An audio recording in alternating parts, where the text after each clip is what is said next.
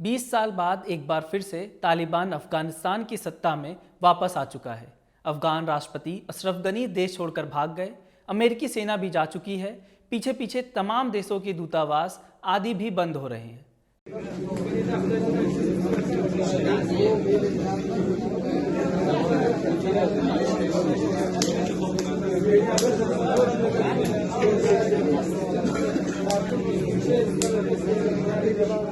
सारांश के इस एपिसोड में हम आपको तालिबान के उत्कर्ष और उसके सफ़र के बारे में बताएंगे। अफगानिस्तान बीते कई दशकों से दुनिया की दो महाशक्तियों के बीच वर्चस्व का मैदान बना हुआ है। इस संघर्ष में तालिबान कट्टरपंथी इस्लाम की बड़ी भूमिका है। इस एपिसोड में हम आपको जानने की कोशिश करेंगे कि कैसे अफगानिस्तान के काबिलाई लड़ाकों ने दुनिया की दो महाशक्तियों को शिकस्त दी। अफगानिस्तान में शुरू हुई मिलिशिया संघर्ष की कहानी को समझने के लिए आपके दिमाग में एक साफ साफ टाइमलाइन होनी चाहिए। यह टाइमलाइन आपको अफगानिस्तान के संघर्ष के साथ साथ तालिबान के उदय को भी बताती है। दूसरे विश्व युद्ध के बाद दुनिया का सामना दो महाशक्तियों से हुआ, सोवियत संघ और अमेरिका। तत्कालीन सोवियत को इस मामले में थोड़ी बढ़त हासिल थी कि उसकी सीमाएं अफगानिस्तान से लगती थीं। अमेरिका और सोवियत संघ उस समय अपना प्रभाव बढ़ाने में लगे हुए थे। सोवियत संघ को साल 1978 में अफगानिस्तान में एक बड़ी सफलता हाथ लगी। नूर मोहम्मद तारकी के नेतृत्व में सोवियत सैन्य अधिकारियों ने अफगान के राष्ट्रपति मोहम्मद दाऊद खान का तख्ता पलट कर दिया। इसके बाद अफगानिस्तान में सोवियत समर्थक दो राजनीतिक समूह पीपल्स पार्टी और बैनर पार्टी का साझा संगठन people's democratic party of Afghanistan यानी PDPA सत्ता में आ गई। दिक्कत यह थी कि इस नई सरकार को अफगान जनता का भरोसा हासिल नहीं था। नई सरकार ने सोवियत के समर्थन से उसके हथियारों से विरोधियों को खत्म करना शुरू कर दिया। वामपंथ सरकार ने व्यापक तौर पर भूमि और सामाजिक सुधार भी शुरू किया। इसका कट्टर मुस्लिम और कम्युनिस्ट विरोधी समूहों ने विरोध शुरू कर दिया। धीरे धीरे यह विरोध बड़ा होता गया। लोग इन विरोधियों को मुजाहिदीन के नाम से जानने लगे। 24 दिसंबर 1979 की रात को सोवियत सेना ने अफगानिस्तान पर हमला कर दिया और PDPA के राष्ट्रपति को हटा दिया। इसके बाद सोवियत ने PDPA के निर्वासित नेता बाबरक करमल को नया राष्ट्रपति बनाया। लेकिन सोवियत संघ को कभी भी अफगानिस्तान में सुकून हासिल नहीं हुआ। मुजाहिदीन विद्रोह देश के सभी हिस्सों में फैल गया। मुजाहिदीनों ने महसूस किया कि ईसाई और नास्तिक सोवियतों ने अफगानिस्तान को इस्लाम के साथ साथ उनकी पारंपरिक संस्कृति को भी नियंत्रित करना शुरू कर दिया है। इससे निपटने के लिए मुजाहिदों ने जिहाद का ऐलान किया। दुनिया के कई इस्लामी देशों ने इसे खुला छिपा समर्थन भी दिया। अफगानिस्तान मुजाहिदीनों को अमेरिका, पाकिस्तान और सऊदी अरब जैसे देश खुलेआम समर्थन कर रहे थे। मुजाहिदों ने सोवियत संघ के खिलाफ गौरिल्ला युद्ध रणनीति अपनाई।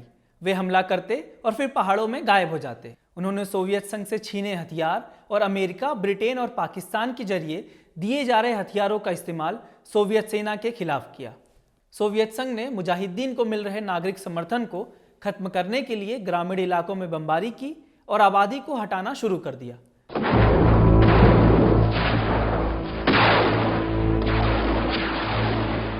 जिसके कारण बड़ी संख्या में लोगों ने दूसरे देशों में शरण लेना शुरू कर दिया। सितंबर 1988 में ओसामा बिन लादेन और 15 अन्य इस्लामिक कट्टरपंथियों ने मिलकर अल-कायदा का गठन किया ताकि सोवियत संघ और अन्य के खिलाफ वो अपना जिहाद जारी रख सकें। साल 1989 में अफगानिस्तान, अमेरिका, पाकिस्तान और सोवियत संघ ने जेनेवा में शांति समझौते पर हस्ताक्षर किया और सोवियत संघ ने अपने सैनिकों को अफगानिस्तान से वापस बुला लिया। सोवियत संघ तो चला गया, लेकिन अफगानिस्तान के हिस्से शांति नहीं आई। मुजाहिदीनों का समर्थन कर रहे अल-कायदा ने अब एक नया दुश्मन खोज लिया। उसका नाम था अमेरिका। अल-कायदा की सोच थी कि ये महाशक्ति इस्लामी राज्य की स्थापना के रास्ते की मुख्य बाधा है। अफगानिस्तान से वापसी के एक साल बाद ही सोवियत संघ का विघटन हो गया। जब सोवियत संघ बिखर गया तो अफगान सरकार को मिलने वाली सभी मदद भी बंद हो गई। नतीजतन 1992 में मोहम्मद नजीबुल्लाह की अफगान सरकार गिर गई और मुजाहिदीनों ने काबुल पर कब्जा जमा लिया। बता दें कि नजीबुल्लाह ने ही अफगानिस्तान का नया संविधान लिखा था और अफगानिस्तान का नाम बदलकर रिपब्लिक ऑफ अफगानिस्तान कर दिया था। साल 1992 में सरकार गिरने के बाद मुजाहिदीनों के अलग अलग गुटों ने मिलकर एक अंतरिम सरकार बनाई। इस अंतरिम सरकार से भी अफगानिस्तान में शांति और स्थिरता नहीं आई। प्रतिद्वंदी मिलिशियाओं गुटों में आपसी टकराव पैदा हो गए, जातीय तनाव बढ़ गया और इससे अर्थव्यवस्था भी बर्बाद हो गई। मुजाहिदीनों के अलग अलग गुटों के बीच रोटेशन की व्यवस्था के तहत राष्ट्रपति पद देने की मंजूरी हुई। अंतरिम राष्ट्रपति सेबगतुल्ला मेजुद्दीन के बाद बुरहानुद्दीन रब्बानी को राष्ट्रपति बनाया गया। इन राष्ट्रपतियों का कार्यकाल 2 साल निर्धारित था, लेकिन रब्बानी ने 2 साल की कार्यकाल के बाद सत्ता छोड़ने से इनकार कर दिया, जिसके जवाब में इस्लामिक पार्टी के नेता गुलबुद्दीन हिकमतयार के लोगों ने साल 1993 में राजधानी काबुल पर हमला बोल दिया। काबुल के बाहर देश के अधिकांश हिस्सों में कानून व्यवस्था नहीं रही। मिलिशिया नेताओं ने अपने अपने क्षेत्र बांट लिए और लूटपाट करने लगे। इसके साथ ही अफगानिस्तान में एक बार फिर अशांति फैल गई। अफगानिस्तान की अराजकता का फायदा तालिबान ने उठाया। 1994 में तालिबान का जन्म हुआ। पश्तो भाषा में तालिब का अर्थ होता है छात्र। पूर्व मुजाहिदीन मुल्ला मोहम्मद उमर ने मदरसे में पढ़ने वाले छात्रों को एकजुट किया। कांधार के दक्षिणी प्रांत में बने इस संगठन ने धीरे धीरे भ्रष्ट मिलिशियाओं गुटों को खत्म करना शुरू कर दिया। धीरे धीरे इस संगठन को अफगान लोगों का समर्थन मिलने लगा और कुछ ही समय में अन्य छात्र, कम्युनिस्टों के खिलाफ लड़ने वाले लड़ाके और कई मुजाहिदीन इससे जुड़ गए। इस संगठन को सऊदी अरब से आर्थिक मदद मिलती रही। यह मदद इसलिए मिलती रही क्योंकि तालिबान भी कट्टर सुन्नी इस्लाम का प्रचार करता था। दक्षिण पश्चिमी अफगानिस्तान में तालिबान का प्रभाव तेजी से बढ़ा। सितंबर 1995 में उन्होंने ईरान की सीमा से लगे हेरात प्रांत पर कब्जा किया। इसके ठीक 1 साल बाद तालिबान ने अफगानिस्तान की राजधानी काबुल पर कब्जा जमाया। इस दौरान तालिबान को पाकिस्तान की इंटेलिजेंस एजेंसी ISI का पूरा साथ मिला। साल 1996 में ही तालिबान ने वामपंथी समर्थक पूर्व राष्ट्रपति नजीबुल्लाह और उनके दोनों भाई को मारकर काबुल के अरियाना चौक पर बिजली के खंभों पर टांग दिया। सोवियत को देश से भगाने वाले मुजाहिदीन अब खत्म हो चुके थे। जो बचे थे वो तालिबान में शामिल हो गए। काबुल पर कब्जा करने के बाद तालिबान के सर्वोच्च कमांडर मुल्ला मोहम्मद उमर देश चलाने लगा। तालिबान ने शासन के लिए शरिया प्रथा शुरू की। सजा देने के लिए आदिम तरीके इस्तेमाल किए। महिलाओं के लिए कोई आज़ादी नहीं थी। हत्या और दुष्कर्म के दोषियों को सार्वजनिक तौर पर फांसी देने के लिए सजाएं शामिल थीं। एक आंख से देखने वाला मुल्ला मोहम्मद उमर ने शरीयत के मुताबिक कानून लागू कर दिए। अब मर्दों को दाढ़ी रखना, औरतों को बुर्का और हिजाब पहनना अनिवार्य था। 10 या उससे ज़्यादा उम्र की लड़कियों के स्कूल जाने पर पाबंदी लगा दी गई। टीवी देखने और संगीत सुनने पर पाबंदी लगा दी गई। तालिबान के शासन को पाकिस्तान, सऊदी अरब और संयुक्त अरब अमीरात ने मान्यता दी थी। हालांकि भारत ने तालिबान को कभी मान्यता नहीं दी। जैसा हमने पहले बताया कि तालिबान के साथ ही अलकायदा ने अब नया निशाना अमेरिका को बना लिया था, तो उसने अमेरिका पर हमले की साजिश बनाना शुरू कर दिया। साल 2001 में उन्होंने अब तक का सबसे बड़ा आतंकी हमला अमेरिका पर किया। 4 पैसेंजर एयरक्राफ्ट हाईजैक कर अलकायदा के आतंकियों ने अमेरिका में स्थित वर्ल्ड ट्रेड सेंटर से टकरा दिया। 11 सितंबर 2001 को हुई इस घटना ने पूरी दुनिया को हिला दिया। तीसरा प्लेन पेंटागन में टकराया और एक चौथा प्लेन पेंसिल्वेनिया के एक खेत में क्रैश हो गया। इस हमले में करीब 3000 लोगों की मौत हुई। इस हमले के बाद अमेरिका ने तालिबान से ओसामा बिन लादेन को पकड़वाने के लिए कहा, लेकिन मुल्ला उमर ने इससे इनकार कर दिया।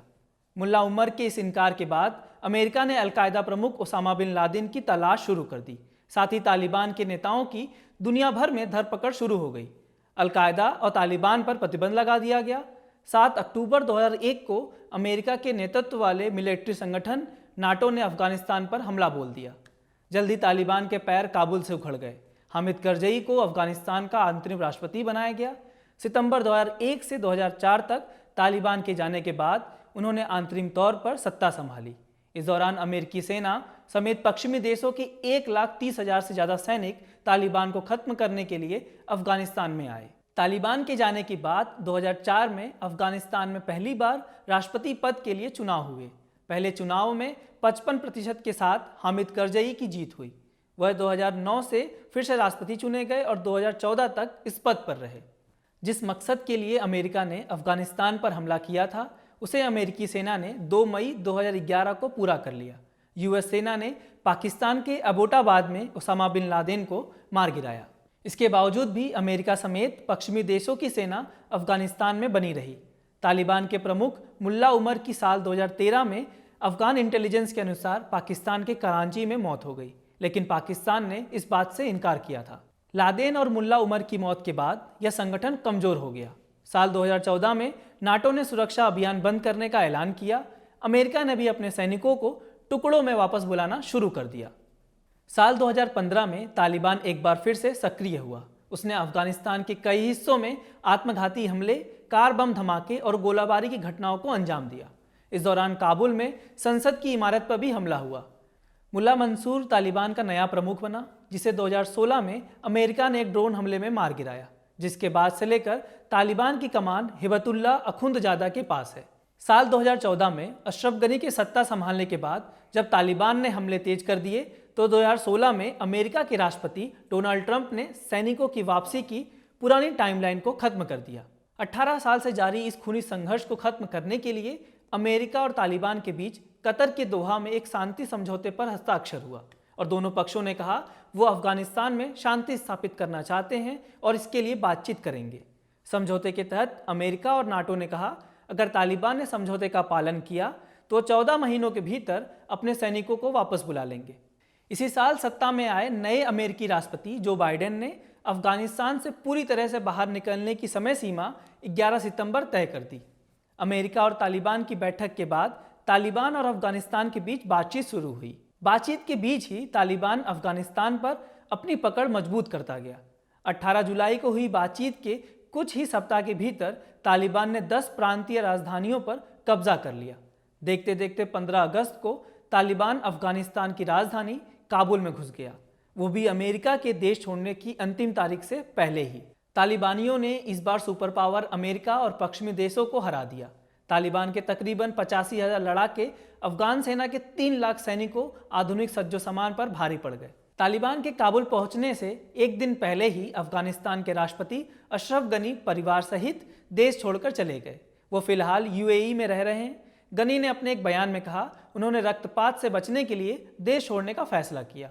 तालिबान द्वारा सरकार बनाने को लेकर बैठकों का दौर शुरू हो चुका है। वहीं बहुत से देश अभी भी तालिबान को लेकर वेट एंड वॉच की स्थिति में हैं। शायद विश्व को उम्मीद है कि 20 साल पुराने वाले तालिबान में कुछ बदलाव आया होगा। मीडिया से आपकी सबसे बड़ी शिकायत क्या है? यही ना कि वो आपकी बात नहीं करता, आपकी खबरें नहीं दिखाता।